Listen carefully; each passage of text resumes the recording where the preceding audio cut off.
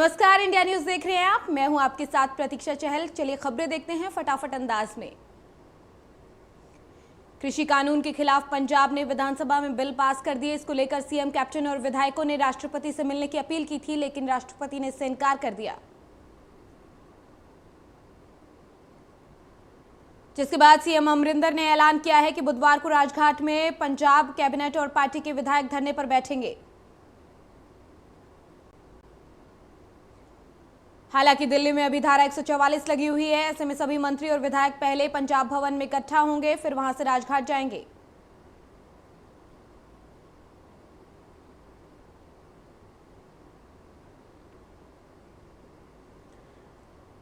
CM captain ने कहा कि राष्ट्रपति का मुलाकात से इनकार करना असंवैधानिक है। साथ ही उन्होंने पंजाब की दूसरी राजनीतिक पार्टियों से भी धरने में शामिल होने की अपील की है।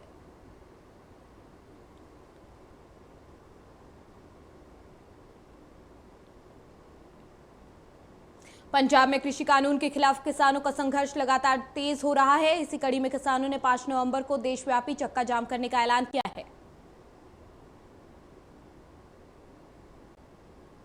क्रांतिकारी किसान यूनियन ने बरनाला के तर्कशील भवन में बैठक का आयोजन किया और 26 और 27 नवंबर को दिल्ली कूच करने की बात कही।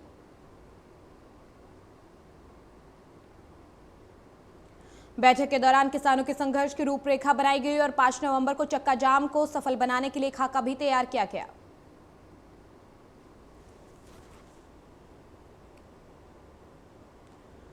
किसानों के विरोध को लेकर बीजेपी के पूर्व कैबिनेट मंत्री मदन मोहन मित्तल ने कहा कि कांग्रेस किसानों के प्रदर्शन का समर्थन कर रही है।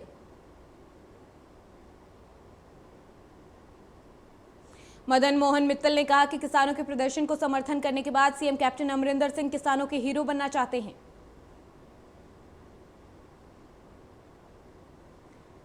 इस दौरान मदन मोहन ने कहा कि पंजाब में तमाम सियासी दल किसानों पर राजनीति कर रहे हैं और आगामी विधानसभा चुनाव में पंजाब में बीजेपी की सरकार बनेगी।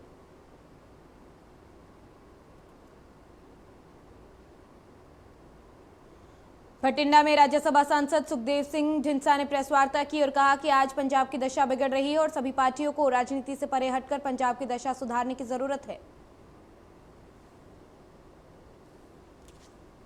सुखदेव सिंह ढींडसा ने कहा कि शिरोमणि अकाली दल बहुत बदनाम हो गई है। हालांकि शिरोमणि अकाली दल बहुत बड़ा इतिहास रखता है और बदनाम अकाली दल नहीं बल्कि इस दल के प्रधान ने बदनाम किया है।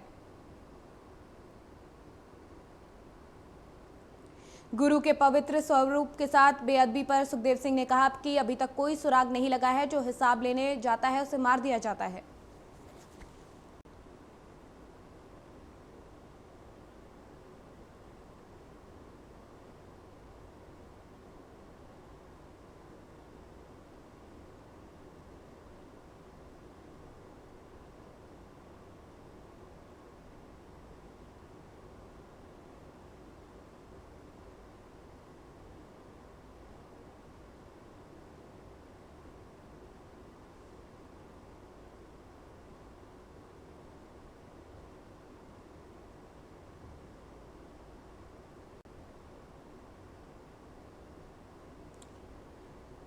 फरीदकोट में पराली जलाने का सिलसिला नहीं थम रहा। वहीं पुलिस ने कार्रवाई करते हुए 14 किसानों के खिलाफ धारा 188 के तहत मामला दर्ज किया है।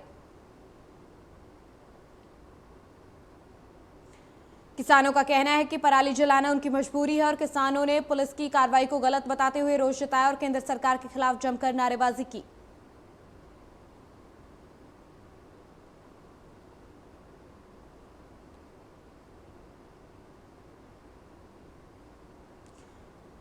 पंजाब में पराली नहीं जलाने को लेकर किसानों को जागरूक किया जा रहा है, जिसका परिणाम पठानकोट के किसानों के रूप में देखने को मिला। यहां किसानों ने पराली नहीं जलाकर नई मिसाल पेश की है।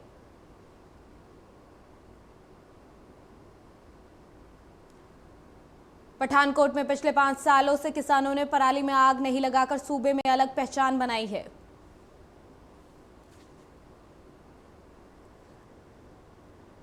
पठानकोट जिला पंजाब का एकमात्र ऐसा जिला बन गया है जहां पंजाब में सबसे कम पराली जलाने के मामले सामने आए हैं।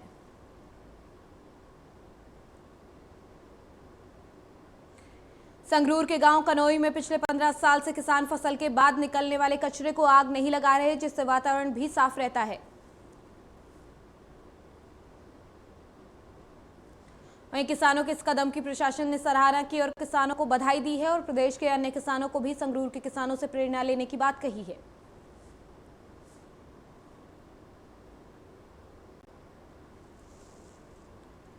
देश की राजधानी दिल्ली में प्रदूषण का स्तर लगातार बढ़ता जा रहा है, जिसे लेकर पंजाब के किसानों को जिम्मेदार ठहराया गया है, लेकिन पंजाब पॉल्यूशन रोकथाम बोर्ड ने इन आरोपों को सिरे से नकार दिया।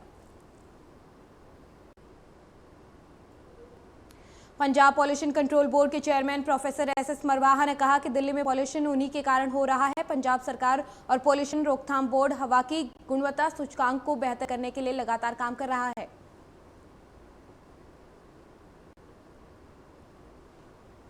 होशियारपुर के डिगाना रोड पर लगातार सड़कों की खस्ता हाल की वजह से लोग काफी खफा हैं और प्रदर्शन कर रहे हैं। 30 अक्टूबर से स्थानीय निवासियों की जो भूख हड़ताल है वो जारी है, लेकिन प्रशासन ने अभी तक कोई सूद नहीं ली, जिससे लोग काफी खफा हैं।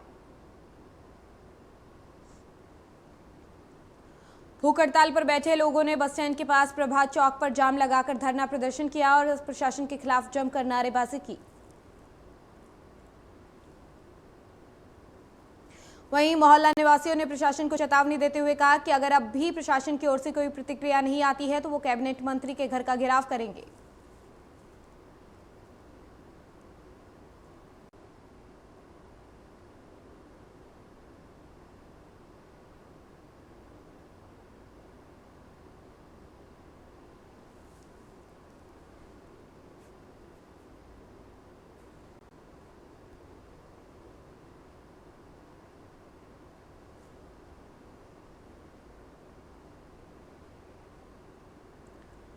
लॉकडाउन के दौरान पंजाब सरकार ने सूबे में तमाम कॉलेज और यूनिवर्सिटी को बंद कर दिया था, लेकिन अब भी अनलॉक के बाद भी कॉलेज नहीं खोलने से विद्यार्थियों में भारी रोष है।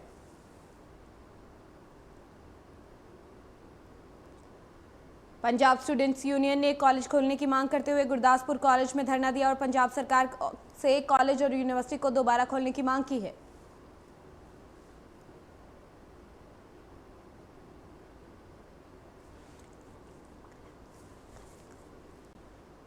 भटिंडा में करवा चौथ को लेकर बाजारों में रौनक देखने को मिली और महिलाओं में भी खासा उत्साह देखने को मिला है।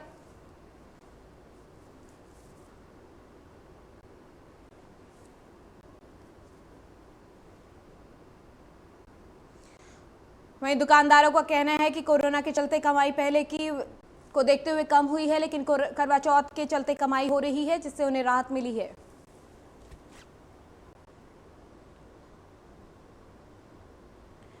जालंधर में भी करवा चौथ को लेकर बाजारों में रौनक देखने को मिली। हालांकि कोरोना का दहशत अभी भी कम नहीं हुआ, लेकिन करवा चौथ को लेकर महिलाओं में खासा उत्साह देखने को मिला।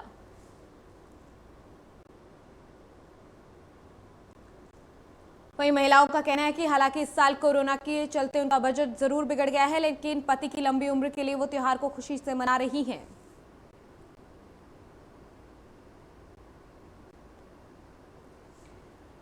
जालंधर के पीएपी फ्लाईओवर को पहले जालंधर से अमृतसर के लिए खोला गया था, लेकिन ज्यादा दुर्घटनाएं होने के चलते उसे बंद कर दिया गया है और अब लोगों को जालंधर से अमृतसर जाने के लिए रामा मंडी जाना पड़ता है, जिससे उनका रूट लंबा हो जाता है। वहीं जालंधर के डीसी घनश्याम ने स्थिति का जायजा लिया और कहा कि जालंधर से अमृतसर के लिए फ्लाईओवर बनाने का काम 6 महीने के अंदर शुरू कर दिया जाएगा।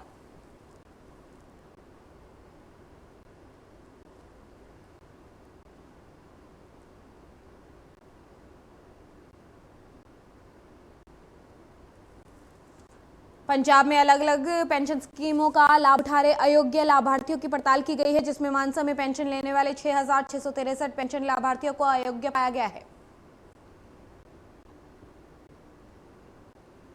वहीं अयोग्य लाभार्थियों से 18,87,01,800 रुपए की राशि वसूल करने के लिए संबंधित विभाग को एक नोटिस भी जारी किया गया है, जिसके बाद सभी लाभार्थियों में हड़कंप मच गया।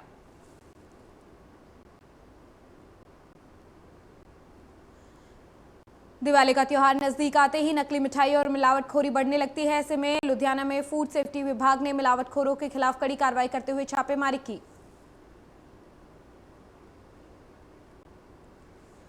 फूड सेफ्टी विभाग ने गुड़ बनाने वाली फैक्ट्री में छापेमारी की और इस दौरान फैक्ट्री से भारी मात्रा में मिलावटी गुड़ बरामद किया गया। साथ ही मिलावटी गुड़ बनाने वाली सामग्री को भी जब्त किया गया है।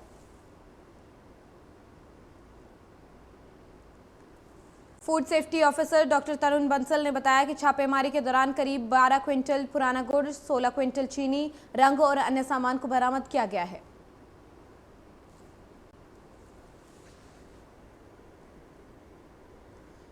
जालंधर में कुछ अज्ञात लुटेरों ने कार का शीशा तोड़कर व्यापारी के पास से 20 से 25 हजार की नकदी और जरूरी दस्तावेज लूट लिए और फरार हो गए। वहीं पीड़ित व्यापारी ने अज्ञात बदमाशों के खिलाफ पुलिस में मामला दर्ज करवाया और पुलिस जांच में जुट गई।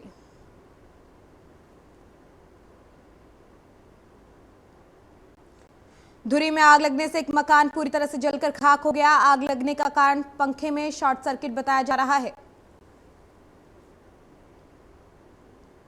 वहीं सूचना मिलने पर मौके पर पहुंची दमकल विभाग की गाड़ियों ने कड़ी मशक्कत के बाद आग पर काबू पा लिया।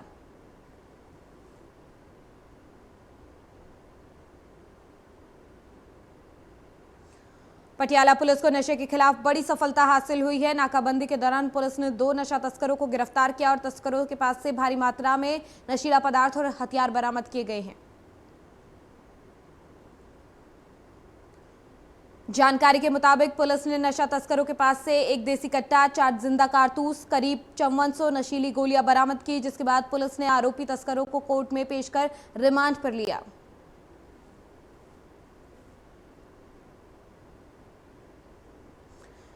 जालंधर के सेतिया पैलेस के नजदीक झाड़ियों में एक शव मिलने से इलाके में सनसनी फैल गई, जिसकी जानकारी स्थानीय लोगों ने पुलिस को दी।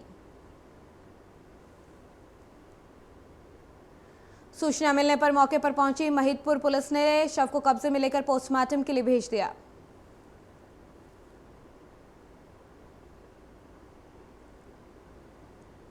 लुधियाना के थाना मॉडल टाउन की पुलिस ने नाबालिग लड़की के साथ शादी का झांसा देकर दुष्कर्म करने के मामले में एक महिला सहित 6 आरोपियों के खिलाफ मामला दर्ज किया है। एएसआई सीताराम के मुताबिक डॉक्टर अंबेडकर नगर की रहने वाली पीड़िता के पिता ने पुलिस में शिकायत दर्ज कराई थी कि पुलिस ने कार्रवाई करते हुए आरोपियों के खिलाफ मामला दर्ज कर लिया।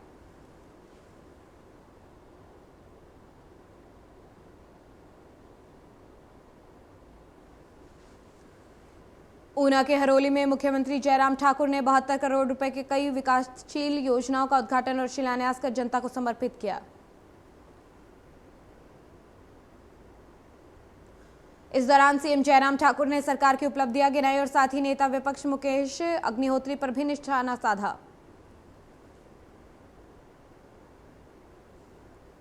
मुख्यमंत्री ने कहा कि हरोली क्षेत्र में बल्क ड्रग पार्क लाने का सरकार प्रयास कर रही है, तो वहीं कांग्रेस विकास का विरोध करने में लगी है।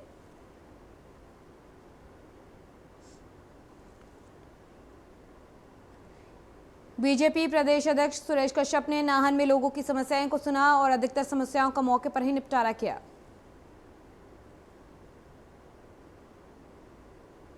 इस दौरान सुरेश कश्यप ने गृह रक्षकों के एक प्रतिनिधिमंडल से भी मुलाकात की और अपनी ड्यूटी संबंधी समस्याओं से उन्होंने सीएम को अवगत कराया।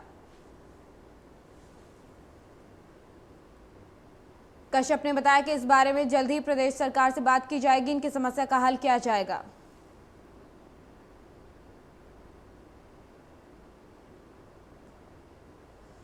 सोलन में इन दिनों नगर निगम का मुद्दा गरमाता जा रहा है, जहां बीजेपी के नेता और कार्यकर्ता इसे अपनी जीत बता रहे हैं। वहीं 8 पंचायतों के 84 गांव के करीब 15,000 से ज्यादा लोग इसके विरोध में खड़े हैं।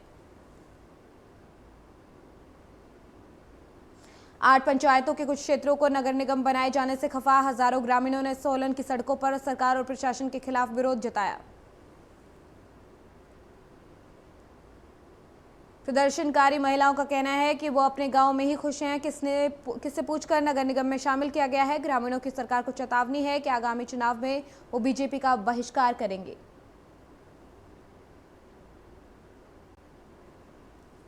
लाहौल स्पीति घाटी में बर्फबारी से किसानों का और पर्यटन और व्यापारियों के चेहरों पर खुशी लौट आई है। किसानों का कहना है कि बर्फबारी होने से सूखे इलाकों में नमी बनी रहेगी।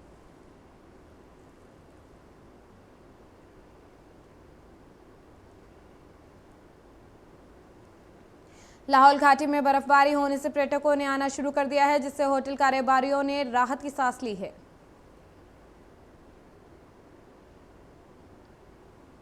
ऊना में मां चिंतपूर्णी के दरबार में बॉलीवुड एक्टर गोविंदा अपनी पत्नी के साथ हाजिरी देने पहुंचे और मां का शीश के सामने शीश नवाकर आशीर्वाद लिया। पुजारियों ने अभिनेता गोविंदा से विधिवत पूजा अर्चना करवाई और माता की चुनरी उन्हें आशीर्वाद के रूप में भेंट की। वहीं गोविंदा के चिंतपूर्णी पहुंचने की खबर मिलते ही उनके प्रशंसक भी उनकी एक झलक पाने के लिए बेताब दिखाई दिए।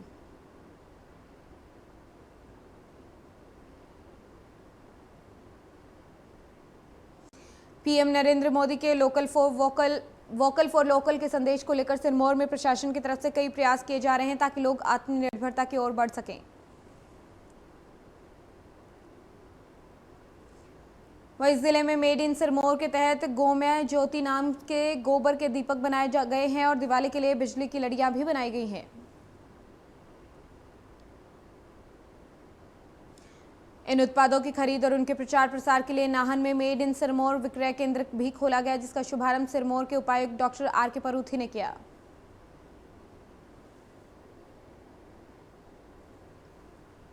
सोलन के राष्ट्रीय उच्च मार्ग कालका शिमला पर एक निजी बस तेज रफ्तार के कारण पलट गई। इस हादसे में एक महिला की मौत हो गई जबकि 27 से ज्यादा लोग जख्मी हो गए।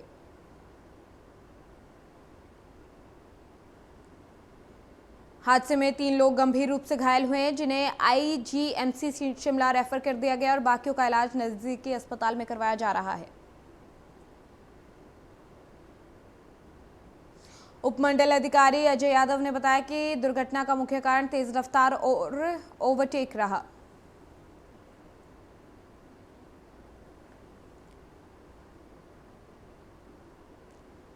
हरियाणा के बड़ौदा सीट को लेकर करीब 65% मतदान हुआ। कोरोना के चलते सख्त व्यवस्था की गई थी।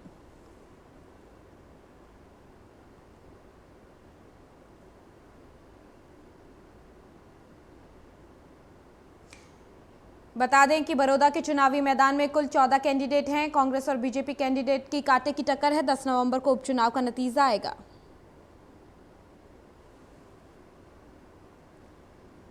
बिहार में तीसरे चरण के लिए प्रचार जारी है। प्रधानमंत्री मोदी ने अररिया के फारबिसगंज में सभा को संबोधित किया और कहा कि बिहार के लोगों ने डबल युवराजों को नकार दिया है और एक बार फिर एनडीए की सरकार बनने जा रही है।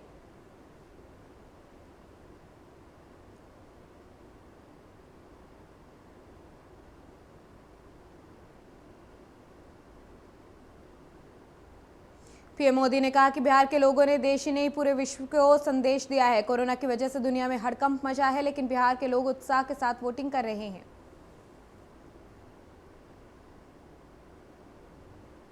पीएम मोदी ने इस मौके पर कहा कि कांग्रेस ने बातें बहुत की लेकिन एक भी काम नहीं किया। आज कांग्रेस की हालत ऐसी हो गई है, लोकसभा और राज्यसभा दोनों को मिला दें तो कांग्रेस के पास 100 सांसद भी नहीं है।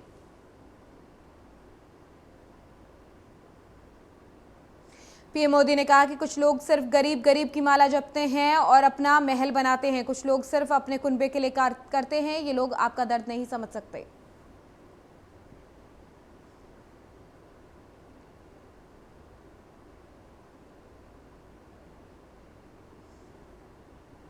हरियाणा के बल्लभगढ़ में हुई हिंसा मामले में 32 लोग गिरफ्तार। रविवार को महापंचायत के दौरान हुई थी पत्थरबाजी। निकिता हत्याकांड को लेकर बुलाई गई थी पंचायत।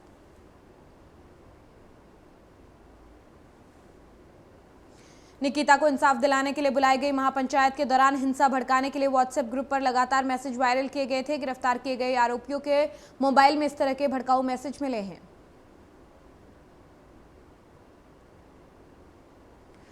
देश में 24 घंटे में 37,592 नए केस सामने आए हैं। 497 मरीजों की मौत हुई है। 82,66,000 से ज्यादा टोटल केस हैं। 5,40,000 से ज्यादा एक्टिव केस। महाराष्ट्र में कोरोना से एक दिन में हुई 104 मरीजों की मौत। कुल मौत का आंकड़ा हुआ 44,000 से ज्यादा। अब भी 1,18,777 एक्टिव केस। तमिलनाडु में कोरोना से हाहाकार। एक दिन में आए 2,481 नए केस। अब भी 19,504 से ज्यादा केस एक्टिव। अब तक 11,183 से ज्यादा की मौत। यूपी में कोरोना से लोगों का बुरा हाल। एक दिन में मिले 1,777 नए केस। अब तक 4,55,498 से ज्यादा मरीज हुए ठीक। 23,035 केस एक्टिव।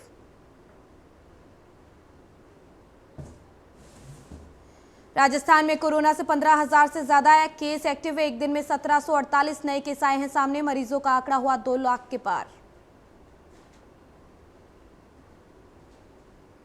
दिल्ली में लगातार बढ़ रहा कोरोना का संक्रमण। 24 घंटे में सामने आए 4000 नए केस, 42 लोगों की हुई मौत, 33,000 से ज्यादा केस एक्टिव।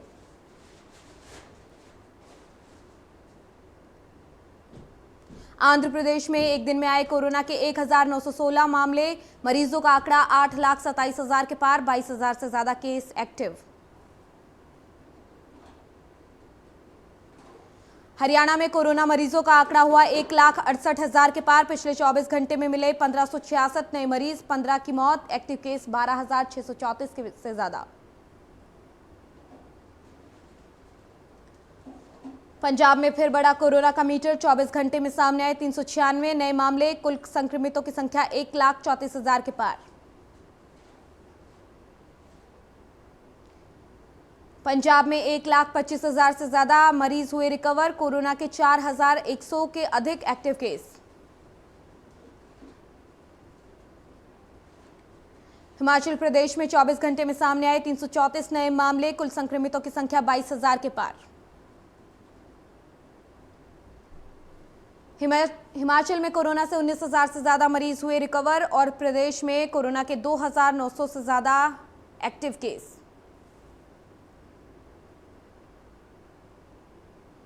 हिमाचल प्रदेश में टॉप 5 संक्रमित जिलों में सोलन, सिरमौर, कांगड़ा, मंडी और राजधानी शिमला शामिल।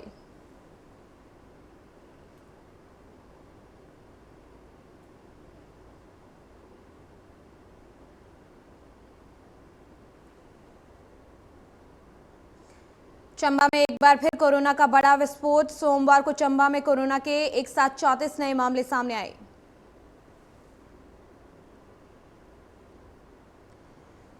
पूरी दुनिया में कोरोना के आंकड़े हुए 4,73,00,000 के पार। अब तक 12 लाख से ज्यादा मरीजों ने गंवाई जान। पूरी दुनिया में 1,20,00,000 से ज्यादा एक्टिव केस।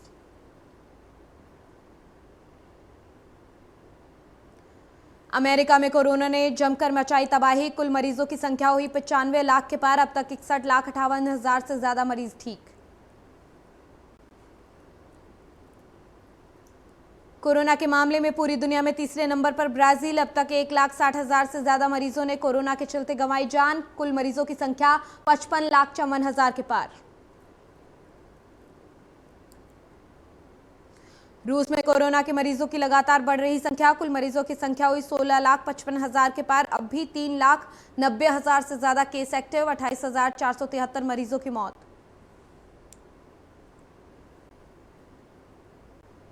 कोरोना की दूसरी लहर में नहीं बच पाए डब्ल्यूएचओ के प्रमुख टेड्रोस अधनोम। डब्ल्यूएचओ के प्रमुख की कोरोना रिपोर्ट आई पॉजिटिव, एहतियात के तौर पर खुद को किया क्वारंटीन।